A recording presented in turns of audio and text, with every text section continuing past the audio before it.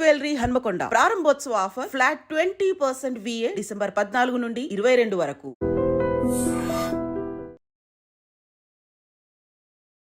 నమస్కారం, welcome to I dream. ధర్మ మార్గం విత్ విజిత కార్యక్రమానికి స్వాగతం.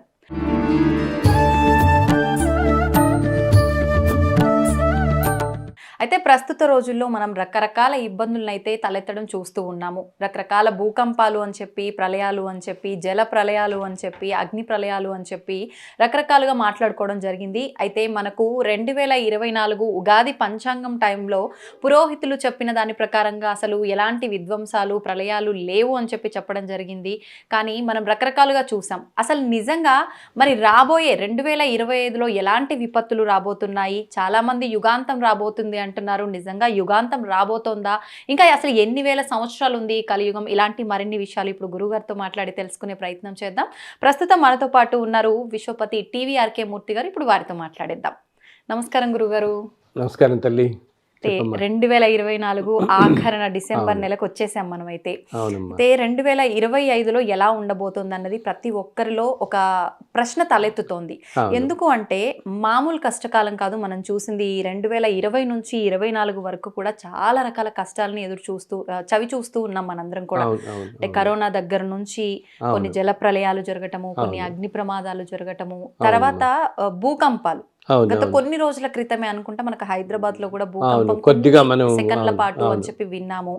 కొన్ని అంటే అమ్మవార్ల దగ్గర మేడారం సమ్మక్క సారక్క దగ్గర కూడా వచ్చింది అని చెప్పి, అంటే అమ్మవారికి ఆగ్రహం ఏమైనా వచ్చిందా? ఎందుకు ఇలా అవుతోంది? మరి ఇప్పుడే ఇలా ఉంటే ఇంకా ముందు ముందు ఎలా ఉండబోతోంది అనేది చాలా మందిలో ఒక ప్రశ్నగా ఉంది. ఎలా ఉండబోతోంది గురుగారు నిజంగా 2025లో? ముందుగా మన మీ అడ్రీమ్ ప్రేక్షకులందరికీ కూడా 2025 ఎంతో శుభప్రదంగా జరగాలని ఆ శ్రీనివాసుని ప్రార్థిస్తున్నాను తల్లి. స్వామివారిని ప్రార్థిస్తున్నాను. చక్కగా ఉండాలి అందరూ మనం అంతా. నువ్వు అంటున్నది కరెక్ట్. చాలా మంది ఈ మధ్య అంటున్నారు ఏంటంటే 2025 ఏదో ప్రళయం వచ్చేస్తుంది ఇలా అని చెప్పేసి. కానీ ప్రళయం అనేది ఇప్పుడప్పుడే రాదు మనకి అట్లాగేమి. ఇంకా కలియుగం మొత్తం వచ్చేసి 4,32,000 సంవత్సరాలు ఇదనమాట. మనం ఇంకా 5,120 దగ్గర ఉన్నాం. అయితే ప్రళయం అనేది అంటే ఇంకోటి చాలామంది ఏమనుకుంటారు, అసలు ప్రళయం అంటూ రావచ్చి ఈ భూమి అంతా నీటిలో మునిగిపోతుంది, అదే కదా మనంతా నమ్మేది. అది ప్రతి యుగానికి అవగానే రాదమ్మా. చాలామంది ఇప్పుడు మనం ద్వాపర యుగం అయింది, ద్వాపర యుగం నుంచి కలియుగంలోకి వచ్చాం. ద్వాపర యుగం అయిన క్షణం కలియుగం ప్రారంభమైనప్పుడు మొత్తం ప్రపంచం అంతా మునిగిపోయి సృష్టి మొత్తం సర్వనాశనం అయిపోలేదు. ఆ ద్వాపర యుగంలో ఉన్న జీవులందరూ కలియుగంలో కూడా కంటిన్యూ అయిపోయారు. అట్లాగే ప్రళయం అనేది రాలేదు అప్పుడు.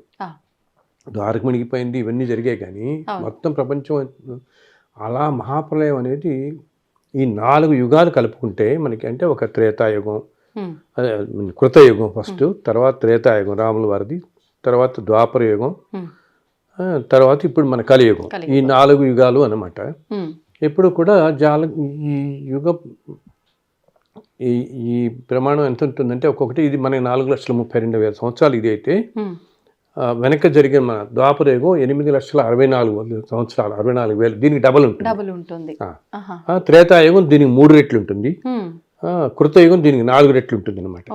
సో ఈ 4 యుగాలు ఇలా జరుగుతున్నప్పుడు ఇటువంటి 4 యుగాలు ఎన్నో జరిగిన తర్వాత కానీ ప్రళయం రాదు. ఇవి మళ్ళీ రిపీట్ అవుతుంటాయి 4 యుగాలు. ఈ 4 యుగాలు కలిపితే ఒక మహాయుగం అంటాం. ఇటువంటి మహాయుగాలలో ఇప్పుడు మనం 28వ మహాయుగంలో ఉన్నాం ప్రస్తుతం. మనం ఇప్పుడు 28వ మహాయుగంలో ఉన్నాం. సో ప్రళయం అనేది రావటం అనేది ఎప్పుడో కొన్ని మహాయుగాల తర్వాత ఒకసారి వస్తుంది, కానీ ప్రతిసారి యుగం మధ్యలో రాదు ఇప్పుడు. అయితే ఒకటి ఏంటంటే ప్రతి యుగంలో కూడా మధ్యలో చాలా కష్టతరమైన పరిస్థితి వస్తుంది అనమాట. ఒక 400-500 సంవత్సరాలకి, ఓ 10,000 సంవత్సరాలకి ఒక్కొక్క పీరియడ్ మాత్రం చాలా టఫ్ పీరియడ్ వస్తుంది మ్యాన్ కైండ్. అంటే ఈ ప్రపంచం మొత్తానికి, సృష్టి మొత్తానికి అనుకున్నాం మనం. అలాగా ఇప్పుడు మనం అటువంటి పరిస్థితిలో ఉన్నాం. చాలా టఫ్ అది కూడా 2020 నుంచి 2030 దాకా ఒక 10 సంవత్సరాలు ఇటువంటి పరిస్థితి కొంతకాలం క్రితం కూడా వచ్చింది. అసలు ఒక 25,000 సంవత్సరాల క్రితం ఒకసారి వచ్చింది. 25,000 సంవత్సరాలంటే ద్వాపరయుగం టైంలో అనమాట. అలాగే 75,000 సంవత్సరాల క్రితం కూడా ఒకసారి వచ్చింది. 75,000 సంవత్సరాల క్రితం ఎలా అంటే అసలు ఇవి అప్పుడప్పుడు మధ్య మధ్యలో ఏంటి ధర్మం బాగా నశించిపోతున్నప్పుడు ఇంకా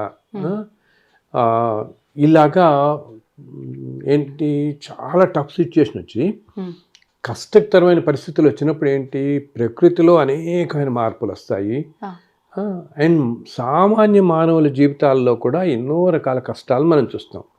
సామాన్య మానవుల్లో కూడా ఏంటి అకాల మరణాలు, ఊహించని అనారోగ్యాలు, సంవత్సరాల తరబడి సఫర్ అవ్వటం అనారోగ్యాలతో మనుషులు, ఎంతో ఆరోగ్యంగా ఉన్న వాళ్ళు కూడా అనారోగ్యాన్ని బారిన పట్టడం, ఇటువంటివన్నీ కూడా కాలం వల్ల. ఇది ఒక్కొక్క 400-500 సంవత్సరాలకు ఒకసారి అలా వచ్చి ఒక 10-15-20 సంవత్సరాలు అలా వస్తూ ఉంటుంది మధ్య మధ్యలో. ఇలా సృష్టిలో ఎప్పటి నుంచో వస్తూ వచ్చింది. ఇన్ఫ్యాక్ట్ ఇది ఒక్కోసారి చాలా తీవ్రంగా వస్తుంది. తీవ్రంగా అంటే ఏమిటి మీకు చెప్పాలంటే ఒక ఆల్మోస్ట్ ఒక 75,000 years బ్యాక్. నేను ఇప్పుడు కలియుగం ప్రారంభమై 5,000 అయింది అన్నాను కదా.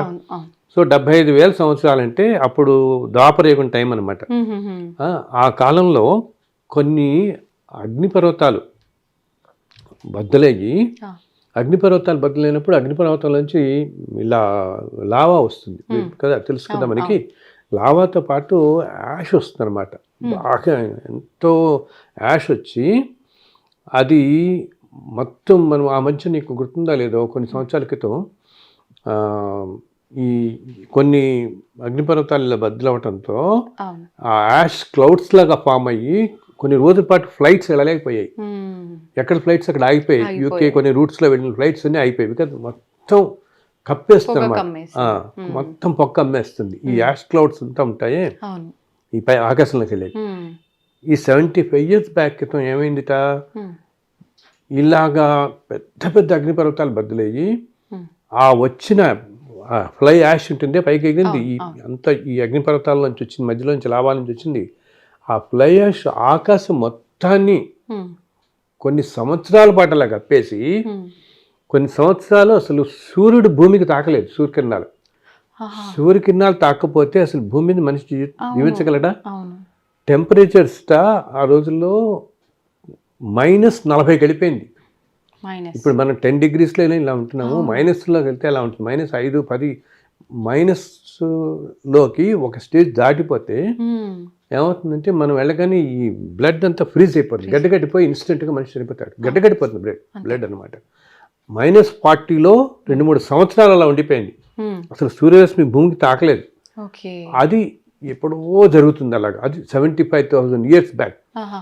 అది ఈ మధ్య సైంటిఫిక్గా కూడా కనుక్కున్నారు. ఏంటి, అలా ఎగిరిన ఫ్లై యాష్ ఎక్కడో కడప డిస్ట్రిక్ట్లో ఎక్కడో ఒక చోట పడుంది. వీళ్ళు ఏదో ఎక్స్కవేషన్ చేస్తున్నప్పుడు అప్పుడు అన్నీ ఆనవాళ్ళు కనపడి దాన్ని డేటింగ్ చేశారు. ఎప్పటికి ఇదంతా అని చూస్తే 75,000 సంవత్సరాల క్రితం ఉందన్నమాట. అప్పుడు జరిగింది. ఆ గాలిలో ఎగిరి ఇక్కడ దాకా వచ్చి పడింది ఎక్కడిదో. అలాగా ఇప్పుడేంటి, ఇప్పుడు మనం ప్రస్తుతం కూడా అటువంటి ఎంతో చాలా కష్టతరమైన పరిస్థితుల్లో ఉంది ప్రపంచం. అది దాంట్లోనూ కూడా మనం 20 నుంచి 30 దాకా అనుకున్నామా. దీంట్లో కూడా ఇప్పుడు మనం మిడిల్ పీరియడ్లో ఉన్నాం. కరెక్ట్గా 25కి వచ్చాం కదా.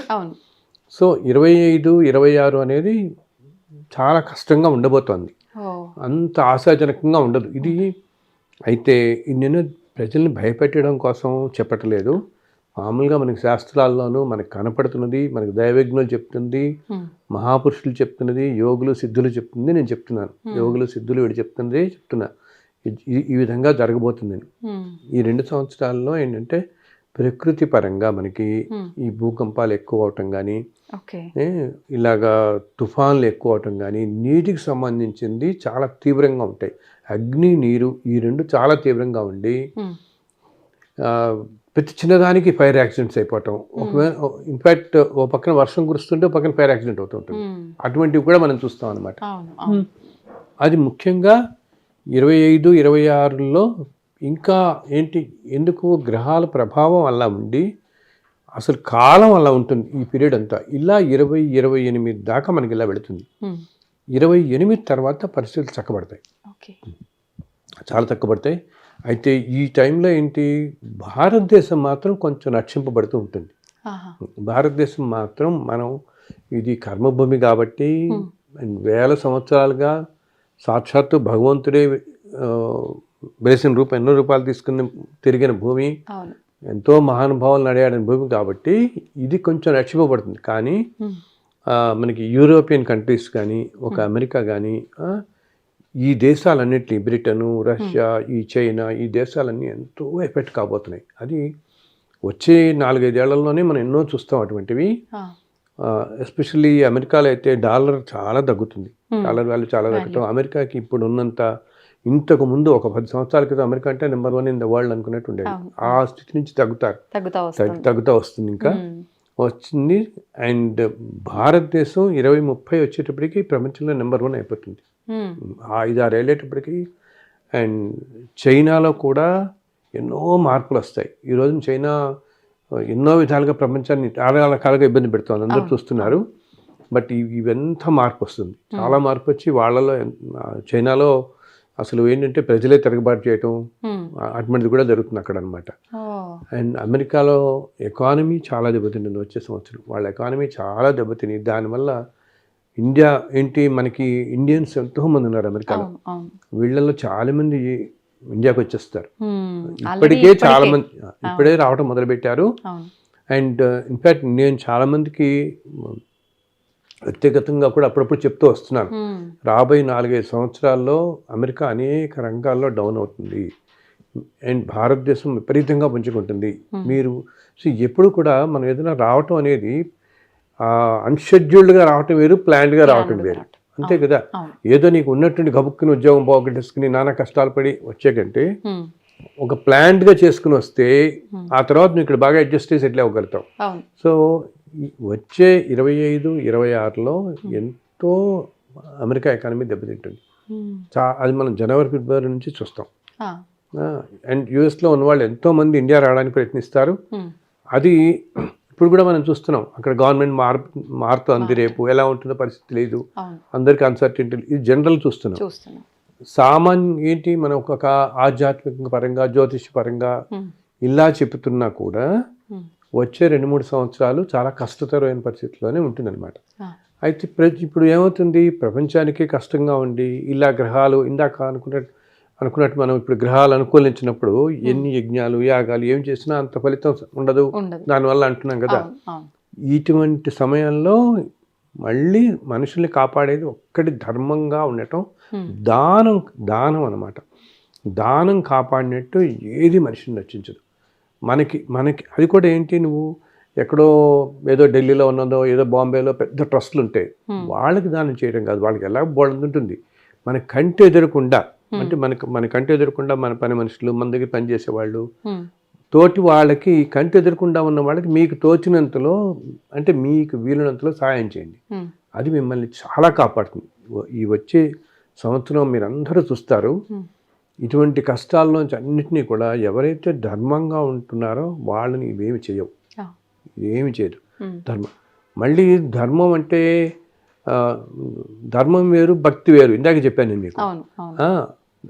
భక్తిలో కూడా రకమైన ఒక మూఢభక్తిలాగా వెళ్ళిపోయి అలా ఎక్స్ట్రీమ్ పూజలు అవన్నీ భగవంతుడు చెప్తున్నాను కదమ్మా, మనస్ఫూర్తిగా ప్యూర్ మనస్సుతో ఒక్క నమస్కారం పెట్టినా అన్నీ అనుగ్రహిస్తాడు ఆయన మనకి. ఈ మనిషి సోల్ ఎంత ప్యూరు, ఇది ఆలోచన ఎంత శుద్ధంగా ఉంది, పరిశుద్ధంగా ఉంది, చక్కగా వీడు ఎలా ఉన్నాడు, ఎంత ప్యూర్గా ఉన్నాడు, అవి అన్నమాట మంచితనం. ఇవి కనుక అలవాటు చేసుకున్న వాళ్ళు, ఈ పంథాలో జీవించున్న వాళ్ళకి బయట గ్రహాల అనుకూలత ఇవన్నీ లేకపోయినా వాళ్ళంతగా బాధింపబడరు వాళ్ళు. కానీ ప్రజలందరూ కాస్త ప్రిపేర్డ్గా ఉండటం మంచిది. ఇప్పటి నుంచి మనం ఎప్పుడైతే కరోనా కింద ముందు చూసామో అటువంటివే కొన్ని రావచ్చు, ఇంకో రూపంలో రావచ్చు ఈసారి, వైరస్ లాంటివి. అప్పుడు అదొక టైప్ ఆఫ్ వైరస్ లాగా వచ్చింది, ఇప్పుడు ఇంకో రకంగా వచ్చి అది కూడా వచ్చే 2 సంవత్సరాల్లో వచ్చి అసలు ఒక 2-3 నెలల పాటు ప్రపంచాన్ని స్తంభించవచ్చు పూర్తిగా, మళ్ళీ కొన్నాళ్ళ పాటు. మన భారతదేశానికి కూడా కొంచెం ఉంటుంది, కొద్దిగా ఎఫెక్ట్ ఉంటుంది మనకు కూడా 2-3 నెలల పాటు. అలాగే ఇప్పుడు ఇంటర్నెట్ అంతా ఉంది కదా, ఇదంతా కూడా ఫిబ్రవరి నెలలో మనం చూస్తాం. ఒక 2-3 రోజుల పాటు అసలు ఇంటర్నెట్ వ్యవస్థ మొత్తం అలా కొలాప్స్ అవుతుంది. ఎక్కడ ఏది కొన్నాళ్ళు ఒకరోజు పనిచేయదు. బ్యాంకులు అన్ని కార్యకలాపాలు అలా ఆగిపోవాల్సి వస్తుంది కొన్ని గంటల పాటు. మన మధ్య యూఎస్లో ఇట్లాగే అయ్యి ఫ్లైట్స్ అన్నీ ఎక్కడికక్కడ ఆగిపోయాయి. గవర్నమెంట్ నుంచి ఫ్లైట్స్ టేక్ఆఫ్ చేయలేదు వాళ్ళు 2 hours పాటు. సిస్టంలో ఏదో ప్రాబ్లం వచ్చి ఒక్కసారి మనం అంత డిపెండ్ అయిపోయాం టెక్నాలజీ మీద. సో అటువంటి కష్ట పరిస్థితులు కూడా ఫిబ్రవరి ఆ టైంలో వస్తాయి మనకి, టెక్నాలజీ పరంగా వచ్చిన వాటి వల్ల కూడా అనమాట. అండ్ ఇంకా ఫైర్ యాక్సిడెంట్స్ ఒకటి, అందుకు నేను అందరికీ చెప్తున్నాను, ఫైర్ దగ్గర అంటే ఇండస్ట్రీస్లో ఉండేవాళ్ళు కానీ ఇటువంటి వాళ్ళు చాలా జాగ్రత్తగా ఉంటుండండి ప్రతి విషయంలో. నీటి దగ్గర కూడా జాగ్రత్తగా ఉండండి. మన వాళ్ళందరూ పిక్నిక్స్కి వీటికి వెళ్తుంటారే, ఇలా విహారయాత్రలకి వీటికి వెళ్ళేవాళ్ళు ఈ 2 ఏళ్ళు మాత్రం జాగ్రత్తగా ఉందండి. ఎందుకంటే నీరు అగ్ని అనేవి విపరీతంగా ఇలా ప్రకోపిస్తాయి. ఎంత అంటే వాలటైల్గా ఉంటుంది అనమాట. ఎప్పుడు ఏం జరుగుతుందో తెలియదు. ఇప్పుడు ఆ మధ్య ఇప్పుడు కేదార్నాథ్ అట్టంతా వెళ్ళినప్పుడు ఫ్లడ్స్ వచ్చాయి, అది సడన్గా వచ్చింది. అలాగా ఈ నీటిలో కానీ వీటిల్లో కానీ సడన్ బర్స్ట్ అనమాట వచ్చేస్తుంది. ఇప్పుడు మనం చూడు ఈ మధ్య వింటున్నాం, 1 గంటలో ఏమిటి 1 నెల సరిపడా వర్షం 1 గంటలోనే పడింది. ఆ మధ్య ఒక చోట లండన్లోనూ ఎక్కడ అనమాట ఆల్మోస్ట్ 1 సంవత్సరం పడే వర్షపాతం వాళ్ళకి 2 రోజుల్లో పడింది వాళ్ళకి. అండ్ దుబాయ్ ఎయిర్పోర్ట్లో మన వర్షం పడింది. వాళ్ళు ఊహించినట్టుగా ఎయిర్పోర్ట్ మొత్తం ఫ్లడెడ్ అయిపోయింది. వాళ్ళకి ఇప్పుడు అసలు 1 yearలో ఎప్పుడు పడలేదు అట్లా. అంత అలాగా ఇవన్నీ ఏంటి, నీటి కనెక్టెడ్ కదా వర్షం అంతా. అలా నీటికి సంబంధించినవి చాలా జాగ్రత్తగా ఉండాలి. మనం ఇలా వెళ్ళే వాళ్ళందరూ కూడా ఏంటి మరీ అడ్వెంచరస్గా వెళ్ళిపోవటం, ఈవినింగ్ టైమ్స్లో ఎస్పెషల్లీ ఈవినింగ్స్ చీకటి పడిన తర్వాత నీటి దగ్గరికి వెళ్ళటం అసలు చాలా ఎక్కువ ఉంటే మంచిది, వెళ్ళకుండా ఉంటే మంచిది. ఇలాగే ఇటువంటి అలాగే ఏంటి కొంచెం చాలా వచ్చే సంవత్సరం ఏంటంటే మనకి కొంచెం ఈ కళల్లో కానీ సినిమా రంగంలో కానీ రాజకీయ రంగంలో కానీ బిజినెస్ రంగంలో కానీ చాలా మంచి పొజిషన్స్లో ఉన్నవాళ్ళు కొంతమంది అనారోగ్యాన్ని సడన్గా పడవచ్చు. అటువంటి సూచనలు కూడా ఉన్నాయి. వచ్చే అనుకోకుండా అనారోగ్యం పడి పాల్పడవచ్చు అనమాట మనకి అలా. అండ్ టైం వస్తే అసలు నాకు అన్నాను కదా, కాలం కూడా సరిగా లేకపోవడంతో మామూలు ప్రజల్లో కూడా ఒక విధమైన అశాంతి, ఆందోళన, ఎప్పుడు పరస్పరం మనస్పర్ధలు, అన్నదమ్ములు, ఇటువంటి వైషమ్యాలు ఇవన్నీ ఎక్కువగా ఉంటాయి. అవి కొంచెం వీటన్నిటి వల్ల మనకి మనసుకి సంతోషంగా ఉండదు కదా, ఎవరికి ఆనందంగా ఉండలేదు మనుషులందరం. మనకి మామూలుగా ఫైనాన్షియల్గా బాగుండొచ్చు, మిగతా అన్ని విధాలుగా బాగున్నా కూడా ఎప్పుడైతే మానసిక స్థితిలో ఇలా సరిగా లేవో దానివల్ల ఆనందం మనుషులో ఉండదు. సో దానికి కావాల్సిందల్లా ఎంతో సంయమనంగా ఉండటం. కాలం ఇలా ఉన్నప్పుడు మనం కొంచెం తలొగ్గి ఉండాలన్నమాట. అన్నిటికీ గబుక్కున అహంకారం తెచ్చుకోకుండా కొంచెం తలొగ్గి, కాలమే ఇలా ఉంది కాబట్టి మనం అగ్రెసివ్గా ఉండకూడదు, మనం చాలా జాగ్రత్తగా ఉండాలి, నలుగురితో మంచిగా ఉండాలి, మనకు తోచిన సహాయం మనం చేస్తూ ఉంటే ఈ కాలం అప్పుడు దాటిపోతుంది. ఈ 3-4 సంవత్సరాలు దాటిందంటే అప్పుడు మళ్ళీ 28 తర్వాత చాలా మంచి పీరియడ్ చూడబోతున్నాం మనం, 2028. బట్ 25, 26 మాత్రం ఇవి కరెక్ట్ మధ్య పీరియడ్లో ఉన్నాం. ఇందా నేను చెప్తున్న దాంట్లో మధ్య పీరియడ్లో ఉన్నాం కదా మనం. సో మధ్య పీరియడ్లో ఉన్నాం కాబట్టి కొంచెం జాగ్రత్తగా ఉండడం మంచిది. ఇందాక అసలు భూకంపం అనేది మనం ఎప్పుడు ఎరగం. మనం హైదరాబాద్కి ఇప్పుడు వరంగల్ ఆ ములుగు ఏరియాలో వచ్చింది కదా, అది కూడా ఇంత ఆల్మోస్ట్ ఎంతో 5.3 ఏదో వచ్చింది. అంత అసలు ఎప్పుడు మనం ఎరగం అటువంటిది. ఇటువంటివి అక్కడక్కడ జరుగుతాయి రాబోయే సంవత్సరాలు. కొంచెం ట్రైన్ యాక్సిడెంట్స్ ఎక్కువ అవుతాయి, ఈ ఫ్లైట్ యాక్సిడెంట్స్ కొన్ని ఎక్కువ అవుతాయి, ఇటువంటివన్నీ జరగబోతాయి అన్నమాట. కానీ వీటిని ఇప్పుడు మనం పూర్తిగా వాటి నుంచి మనం ఎవరికి వాళ్ళు మన రక్షణ మనం చేసుకోవాలంటే మనం తీసుకోవాల్సిన జాగ్రత్తలు తీసుకోవటం. అంటే ఏంటి, అన్లెస్ ఎసెన్షియల్ అయితే తప్పితే ట్రావెల్స్ కానీ అండ్ ఊరికి ఏదో కాలక్షేపానికి అలా పిక్నిక్ లాగా వెళ్ళిపోయి విహారయాత్రలకు వెళ్ళిపోదాం అని అనుకోవటం కానీ, వాటర్కి నీటికి సంబంధించిన జాగ్రత్తలు చాలా జాగ్రత్తగా ఉండితే మనని మనం రక్షించుకోగలుగుతాం. అంతే తప్పితే అలానే ఏంటంటే భయపెట్టదలుచుకోవాలి అందరినీ. జాగ్రత్తగా ఉండండి, సంయమనం పాటించండి, ధర్మంగా ఉండండి. అప్పుడు ప్రశాంతంగా మీ జీవితం మీరు ప్రశాంతంగా సాగుతుంది. మీరు నలుగురికి సహాయం చేస్తే దానివల్ల పాజిటివిటీ వచ్చి ఈ సమాజంలో కూడా పాజిటివిటీ కాస్త వచ్చి నలుగురు బాగుంటారు. నలుగురు బాగుంటే ఆ పాజిటివ్ ఎనర్జీ వేవ్స్ పెడతాయి కదా, దానివల్ల అందరం బాగుంటాం, మనం అందరం బాగుంటాం. కాలం ఇలా ఉండబోతోంది కాబట్టి నేను ఇంకోటి ఏంటంటేనమ్మా, ఇలాగ చెప్పాను కదా 400 yearsకి 500 yearsకి మనకి ఇటువంటి పీరియడ్స్ వస్తూ ఉంటుందని. అయితే ఇట్లా ఎప్పుడు కూడా భగవంతుడు ఏం చేస్తాడంటే ప్రతి కాలంలో కూడా ఎప్పుడు కంటిన్యూస్లీ సృష్టి మొదటి నుంచి కూడా అనమాట, ప్రతి కాలంలో కొంతమందిని మహాపురుషుల్ని ఈ భూమి మీద పెడుతూ ఉంటాడు.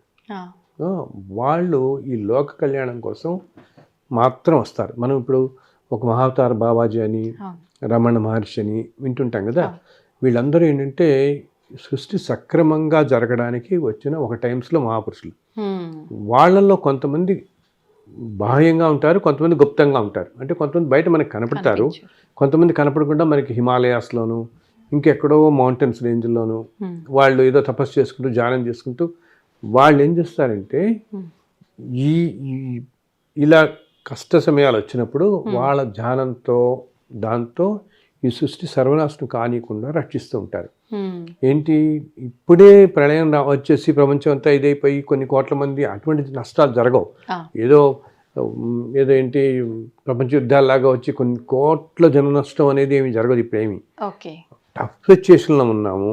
కొన్ని ఇలాగా ప్రకృతి విపత్తులు ఇలా వస్తూ ఉంటాయి, ఇవన్నీ జరుగుతుంటాయి అన్న. ఇవన్నీ ఇటువంటివి మాత్రం వీళ్ళు ఇలా ఎప్పుడూ కూడా ఒక 400 మంది ఉంటారు భూమి మీద, రకరకాల చోట్ల. ఇక్కడనే కాదు, ఇక్కడ ఇంకో దేశంలో ఉండొచ్చు, ఇంకో దేశంలో ఉండొచ్చు, హిమాలయాల్లో ఉండొచ్చు, లేదా అమెరికాలో ఎక్కడో మౌంటైన్స్, స్విట్జర్లాండ్ మౌంటైన్స్లో ఉన్నారు, కొంతమంది జపాన్లో మౌంటైన్స్లో ఉన్నారు, ఇండోనేషియాలో మౌంటైన్స్లో ఉంటారు. ఎక్కడో వాళ్ళు ఏదో జాతుల్లో పడతారు, అసలు వాళ్ళ గురించి తెలియని కూడా తెలియదు అనమాట. కానీ వాళ్ళ వల్ల ఈ సృష్టి అంతా రన్ అవుతూ ఉంటుంది. అంటే ఏంటి,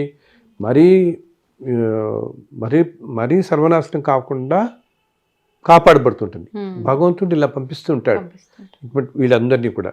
ఫస్ట్ థింగ్ ఏమవుతుంది, ఎప్పుడైతే అంత హైయెస్ట్ లెవెల్ కంటే దగ్గరలో ఉన్న డ్యామ్స్, రిజర్వాయర్స్ అన్నీ బ్రేక్ అవుతాయి.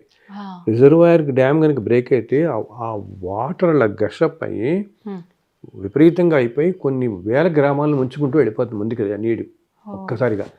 అటువంటివి కాకుండా నీకు 5 దగ్గరే ఆగిందంటే జస్ట్ ఆ ప్రకంపనలు లాగే. అది కూడా ఏంటి, ఒక మహానుభావుడు కేవలం సంకల్పంతో ఆ రోజు రాత్రి అట్లా ఆపాడు అక్కడ దాన్ని. ఆ తెల్లవారుజామున దాన్ని ఇంకా హయ్యర్ అవ్వాల్సింది గబుక్కుని ఇట్లా ఆపాడు దాన్ని. అది కూడా వాళ్ళు ఏమి చేయరు, వాళ్ళు ఏదో పూజ యజ్ఞం ఏమి చేయరు, కేవలం సంకల్పం మాత్రమే. అంటే ధ్యానంలో వాళ్ళకి గ్రహిస్తారు, ఇప్పుడు ఇదిగో ఇది ఇలా జరగబోతోంది అక్కడ అని ఒక్కసారి సంకల్పం చేసుకోగానే ఎందుకంటే వాళ్ళ దగ్గర ఉండే కాస్మిక్ ఎనర్జీ అంత ఎనర్జీ ఉంటుంది. వాళ్ళు ఎక్కడో చోటు ఉంటారు. ఇప్పుడు ఇదంతా ఏమిటి, ఇదంతా ఎనర్జీనే వస్తుంది. ఎర్త్క్వేక్ వచ్చినప్పుడు ఎనర్జీ అనమాట. కింద ప్లేట్స్ కదులుతాయి, ఆ ప్లేట్స్ స్టెబిలైజ్ అయినప్పుడు విపరీత ఎనర్జీ పైకి వచ్చేస్తుంది. రావడంతో డిస్టర్బ్ అవుతుంది, ఇదంతా కూడా బ్రేక్ అయిపోవడం ఇదంతా అంటానే.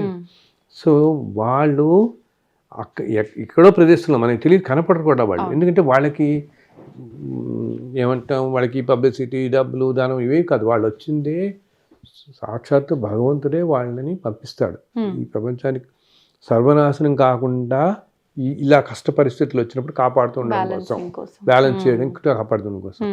వాళ్ళ సంకల్ప మాత్రంలోనే మన ఒక మహానుభావుడు జస్ట్ ఆ సంకల్పం చేసి దాన్ని ఇట్లా అన్నాడు అంతే, అక్కడితో అయిపోయింది. అది లేకపోతే ఇంకా ఎక్కువ వెళ్ళాల్సింది అసలు ఆ రోజు. ఇది ఈ మహానుభావులు అక్కడక్కడ ఉండి ఇప్పటికీ ఈ కాలంలో కూడా కాపాడుతుంటారు. అందుని మరీ సర్వనాశానికి వెళ్ళదు. కానీ అసలు జనరల్లో నేచర్లో ప్రకృతి సిద్ధం ఇలాగా జరుగుతూ ఉంటుంది. మధ్య మధ్య టైమ్స్లో మనం ఒకటి వింటాం చూడు, ఒక టైంలో ఏంటి శ్రీరంగంలో శ్రీ వైష్ణవుల్ని కొన్ని వేల మందిని చంపేశాడు అప్పుడు రాజు, అసలు విష్ణువుని పూజించడానికి వేదని. అవన్నీ చాలా దారుణమైన టైమ్స్, అటువంటి కాలాలు అన్నమాట. ఇప్పుడు మనం మళ్ళీ ఇలా అటువంటి ఒక కాలంలో ఉన్నాం. ఎంతో దురదృష్టకరమైన కాలం, కష్టమైన కాలం ప్రపంచానికి. దీనికోసం ఇందాక నేను చెప్పిన మహానుభావులు ఎలా చేస్తున్నారో, మామూలుగా ఉండే మనకి తెలిసిన మహాపండితులు కానీ, ఈ పీఠాధిపతులు కానీ, వీళ్ళందరూ కూడా నిత్యం ఎంతో ప్రార్థన చేస్తున్నారు భగవంతుని, ఆయన దీన్ని కాపాడండి. అండ్ నేను మన వాళ్ళందరికీ చెప్పేది ఏంటి, మీరందరూ కూడా రోజు పొద్దున్న లేచి స్నానం చేసినప్పుడు దేవునికి ఒక్క నమస్కారం పెట్టుకోండి. పూజలు ఏమక్కలే, ఒక్క నమస్కారం పెట్టుకుని నాయన మాకున్న పుణ్యంలో నిన్ను ఒక్కటి కోరుకుంటున్నాం, అందరినీ చల్లగా చూడు అని. అప్పుడు ఏంటంటే సమాజం మొత్తం ఇలా ఎప్పుడైతే కోరుకుంటుందో దానికి ఎంతో బలం వస్తుంది. బలం వచ్చి దానివల్ల ఈ విపత్తులన్నీ కొంచెం తగ్గుతాయి అన్నమాట. సో ఇలా నిత్యంగా పూజ చేసుకునే వాళ్ళందరూ మీ పూజలో కొంచెం పుణ్యం ప్రపంచానికి సమాజానికి ధారపోయండి. ఏ పూజ అలవాటు లేని వాళ్ళైనా దాన ధర్మాలు చేయండి, దానివల్ల మీ పుణ్యం వస్తుంది. దానివల్ల మీరు ఒక్క నమస్కారం పెడితే చాలు. భగవంతుని నమస్కారం కూడా అక్కర్లే, ఒకసారి తలుచుకుంటే మన పనిలో మనం పడిపోతున్నా తలుచుకుని నాయన ఇవి ఇప్పుడు వింటున్నాం కదా, మనం ఇలా ఎన్నో చోట్ల వింటున్నాం కదా, ఇవన్నీ కూడా అంతగా రానియకుండా కాస్త సృష్టిని కాపాడుతుంటే నువ్వు అని ఒక్క నమస్కారం పెట్టుకుంటే తప్పకుండా ఆయన ఆలకిస్తాడు. వాటికి స్ట్రెంగ్త్ ఉంటుంది. అందులో ఎక్కువ మంది ఎప్పుడైతే ఒకే పాజిటివ్ ఆలోచన చేస్తారో దానికి చాలా స్ట్రెంగ్త్ వస్తుంది అనమాట. ఒక్కోసారి మనం చూడు, పెద్ద పెద్ద సెలబ్రిటీస్ ఉంటారు, వాళ్ళంటే అంత దేశానికి ప్రాణం అనుకో, వాళ్ళకి ఏదో పెద్ద అనారోగ్యం కలుగుతుంది అనుకో, వీళ్ళందరూ దేశం అంతా పూజలు చేసేస్తారు. అండ్ మనసులో కూడా కోరుకుంటారు, అయ్యే పాపం ఈయన చాలా మంచివాడు, ఇలా అయిపోయింది ఏమిటి, కోలుకోవాలి తొందరగా. సో ఈ సామూహికంగా ఇంతమంది కాన్సన్ట్రేట్ చేసేటప్పటికి ఆ మనిషి దాంట్లో బయటపడతాడు. అది చూస్తూ ఉంటాం, పవర్ ఎక్కువగా ఉంటుంది. సో ఈ వచ్చే సంవత్సర కాలం అందరినీ నేను మరీ ప్రార్థిస్తున్న విషయాలు అంతే. సంయమనంగా ఉండండి. ఎటువంటివి ఏదైనా గబుక్కని జరుగుతున్నా గబుక్కని తొట్టుపాటు పడిపోయి ఏదైనా మాట్లాడటం కాదు. వీలున్నంతగా మీకు తోచినంతలో దగ్గర వాళ్ళకి సహాయపడండి, దానం చేయండి. అండ్ రోజు ఒక్కసారైనా భగవంతుని తలుచుకుని ఎవరినైనా సరే మీకు ఎవరి మీద నమ్మకం ఉందో, ఒక్కొక్కళ్ళు ఒక్కొక్క రూపానికి మనం ఆకర్షింపబడతాం అన్నమాట. ఆ రూపాన్ని తలుచుకుని నాయన ఈ సృష్టిని చల్లగా చూడు అని చెప్పి ప్రార్థన చేస్తే తప్పకుండా దాని ఫలితం ఉండి మన కుటుంబాలు బాగుంటారు, సమాజం మొత్తం బాగుంటుంది అనమాట. కొంచెం తగ్గుతుంది ప్రభావం. అట్లీస్ట్ ఎంతో ఇప్పుడు ఒక 1000 జన నష్టం జరిగే చోట నీకు 500 జరిగినా చాలా తక్కువైనట్టే కదమ్మా, సగానికి సగం తగ్గినట్టు మనకి. అది కాపాడబడుతుంది అనమాట. బట్ జనరల్గా కొంచెం కష్టమైన పీరియడ్ ఇంతకుముందు సంవత్సరాలతో. బట్ ఇందాక నేను చెప్పినట్టుగా మళ్ళీ ఎకానమీ వైజ్ ఇండియా బాగా పైకి వస్తుంది. ఎకానమీగా మనకి బాగా వస్తాం. 28, 29 అప్పటికి వెళ్ళేటప్పటికి ఇండియన్ ఎకానమీ చాలా బాగా వస్తుంది. చాలా అసలు 30, 32 వెళ్ళేటప్పటికి మళ్ళీ నెంబర్ 1 స్థానానికి ప్రపంచంలోనే నెంబర్ 1కి వెళుతుంది. ఇప్పుడు మనం 3ర్డ్కి వెళ్ళిపోతున్నాం, ఇప్పుడు నెంబర్ 1 కూడా వెళ్ళిపోతాం తర్వాత అనమాట. ఫస్ట్ అండ్ అమెరికాలో మన వాళ్ళు ఎంతోమంది ఉన్నారు. వాళ్ళకి ఇది కొంచెం కష్టం అనిపించినా నేను చెప్తున్న మాటలు ఇప్పుడే చూస్తున్నారు అక్కడ అన్సర్టనిటీస్ అందరూ చూస్తున్నారు. వచ్చే సంవత్సరం ఇంకా ఎక్కువ ఉండబోతుంది అనమాట అక్కడ. అందుకని కొంచెం ప్లాన్ చేసుకుని వద్దాం అనుకున్న వాళ్ళు చక్కగా రావచ్చు. ఇండియా ఎంతో మళ్ళీ ఒక వైభవంకి వెళ్ళిపోతుంది. ఇండియా 2030, 2030 వచ్చేటప్పటికి ఒక వైభవానికి వెళ్ళిపోతుంది. దానికి ఇప్పటి నుంచి ప్లాన్ చేసుకుంటూ వెళ్ళండి. అందరూ సుఖంగా ఉండండి. అండ్ 2025 వచ్చే సంవత్సరం మీ అందరికీ చల్లగా ఉండాలని స్వామివారిని ప్రార్థిస్తున్నాను. తప్పకుండా. చాలా సంతోషంగా ప్రతి ఒక్కరిలో భయాలు అనేవి చాలా ఉన్నాయి. భయపడుతూ కూర్చుంటే సరిపోదు. మీరు అన్నట్టుగా ఏదైనా ఒక ప్లాన్ చేసుకుని మనం ధర్మంగా ఉండి ఎప్పుడు మన కోసమే అనే స్వార్థం కాకుండా అందరము బాగుండాలని ఒక ఆరాధన అనేది భగవంతునికి చేస్తే నిజంగా చాలా బాగుంటుంది. గురుగారు చాలా మంచి విషయాలు తెలియజేశారు. ధన్యవాదాలు. Advance happy new year. Thank you తల్లి. మీ అందరికీ very happy new year. Thank you గురుగారు.